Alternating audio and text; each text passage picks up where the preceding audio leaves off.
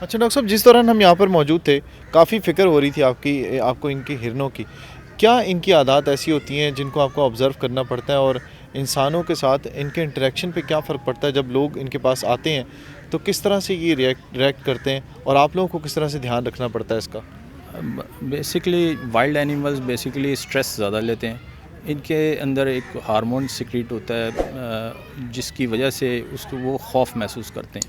मिसाल के तौर पे एक अननोन बंदा चला गया तो इन्होंने अपनी जगह पे नहीं बैठना। ये जो फेंस की जो एंक्लोजर है उसकी फेंस की जालियों के साथ अपने आप को टकरे मारना शुरू कर देना। उसमें फियर फैक्टर, स्ट्रेस फैक्टर ज़्यादा अंदर, इसलिए वहाँ इंटरेक्शन के लिए ज़ू टेंडेंट ही एक इंटरेक्ट किया जाता है क्योंकि ये डोसाइल नहीं हो सकते। प्रॉब्लमेटिक सिचुएशन ये है कि वाइल्ड एनिमल की जो नरिशमेंट है और उसका सारा बिहेवियर है वो डिफरेंट है लाइक डोमेस्टिक एनिमल्स। तो जो कैटल बफलो का डिफरेंट है, वाइल्ड एनिमल हिरनों का, ज़ेब्रे वो फियर फैक्टर में जिसे हम स्ट्रेस फैक्टर कहते हैं ज़्यादा लेते हैं।